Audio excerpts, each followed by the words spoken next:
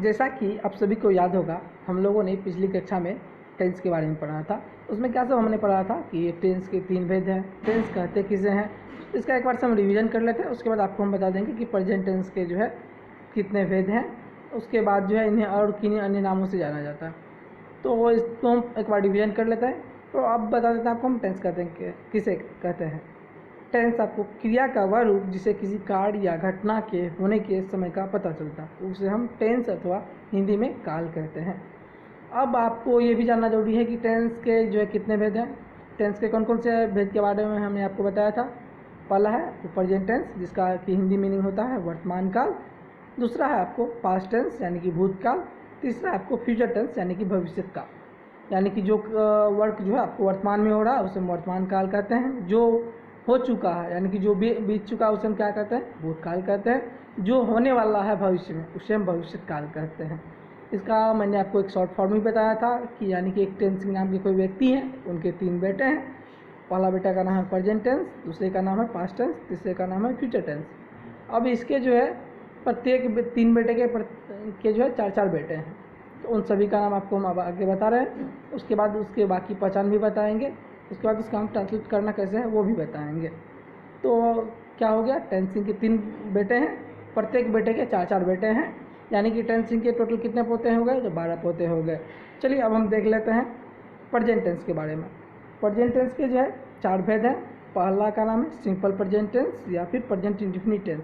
ये आपको देखने को मिल जाएगा कहीं कहीं, सिंपल प्रेजेंट टेंस या फिर प्रेजेंट इंडेफिनिट टेंस। यहाँ पे आपको कंफ्यूज नहीं होना है।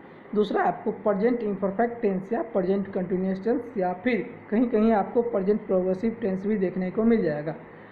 ये तीनों एक ही हुआ, तो इसलिए आपको यहाँ पे कंफ्यूज होने का ज़रूरत नहीं है। तो आप हमेशा इस चीज़ को ध्यान में रखेंगे, कहीं कहीं पे आपको प्रेजेंट कंटिन्यूअस देखने को मिल जाएगा या फिर प्रेजेंट इम्परफेक्ट देखने को मिल जाएगा। तीसरा आपको प्रेजेंट परफेक्ट है।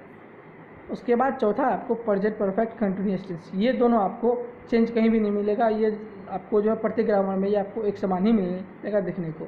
ठीक है, अब हम आपको बता दे रहे हैं सिंपल प्रेजेंट टेंस की बाकी पहचान कैसे करना है। तो उसके बाद आपको हम इसका ट्रांसलेट करने का भी तरीका बताएंगे। ठीक है, आपको जो है सिंपल प्रेजेंट टेंस यानी कि ये किसके पोते हो गए, टेंसिंग के पोते हो गए। टेंसिंग के कितने बेटे, 3 बेटे, और उसके कितने पोते, तो 12 पोते। ये कौन सा हम पढ़ रहे हैं, सिंपल प्रेजेंट टेंस पढ़ रहे हैं। इसके और इसका अन्य किस नाम से जाना जाता है, इसको आपको प्रेजेंट इंडेफिनिट टेंस के भी नाम से जाना जाता है। ठीक है, अब हम बता देते हैं आपको जो है प्रेजेंट इंडेफिनिट टेंस या फिर सिंपल प्रेजेंट टेंस कहते किसे हैं।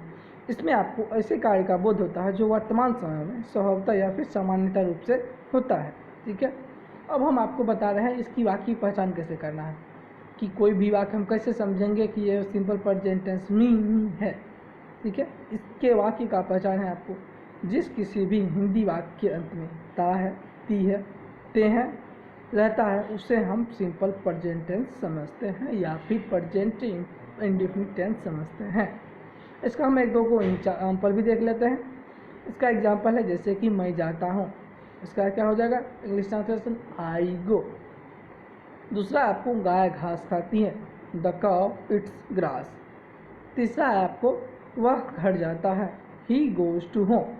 ठीक है, अब आपको हम ये भी बता दे रहे हैं कि इसका स्ट्रक्चर कैसे बनेगा। अगर हमको कोई भी वाक्य हम समझ में आ गया कि ये हमें सिंपल प्रेजेंट टेंस में है, तो इसको बनाना कैसे है, तो आपका इसका स्ट्रक्चर बन जाएगा सब्जेक्ट प्लस V1 या V5 प्लस ऑब्जेक्ट। ठीक है, अब आपको हम बता देते हैं कि V1 कहाँ पे लगेगा और V5 कहाँ पे लगेगा।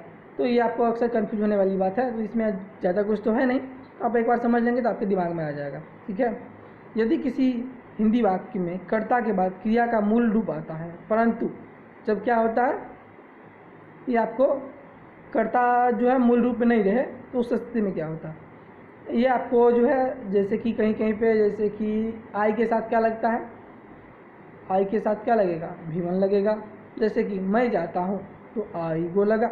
ठीक है, अब V5 कहाँ पे लगेगा, जब थर्ड पर्सन सिंगुलर नंबर में हो तब आप वहाँ पे क्या लगाते हैं, V5 लगाते हैं। किसी भी वाक्य को V5 कैसे बनाते हैं, तो किसी भी वाक्य के अंत में S या ES जोड़कर हम उसे V5 बनाते हैं।